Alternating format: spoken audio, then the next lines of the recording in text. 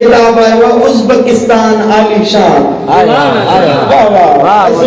ڪتاب صفا زبردست ان میں سائين جن ازبڪستان ويا هيا ته سفر تي ان میں سائين جن ازبڪستان جو سفر پانجو لکيو آهي سبحان الله زبانی त खणी थे सफर नामो आ पर मां चवां थो त हे तसव्वुफ जो एनसाइक्लोपीडिया आहे असां जी हज़रात नक्शबंद जी तारीख़ असां जा जेके मुर्शिद आहिनि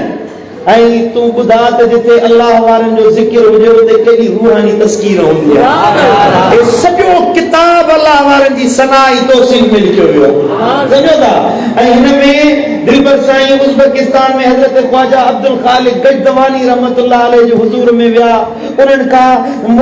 बज़रिया मुकाशफा जेके कचहरियूं थियूं आहिनि जेके बुज़ुर्गनि जी मज़ारुनि में अहवाल थिया आहिनि बस जेकॾहिं सम्झण जी कल हुजे न हे पढ़ंदो तव्हां उन जाइ ते पहुची ईंदो जिते दिल में सही पहुतो हर हिकु दोस्त हे किताब वठे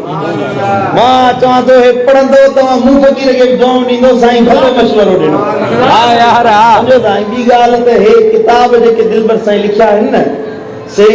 सम्झो त साईं फरमाईंदा आहिनि खूने जिगर सां मूं लिखिया आहिनि मामूली ॻाल्हि न आहे वॾी महिनत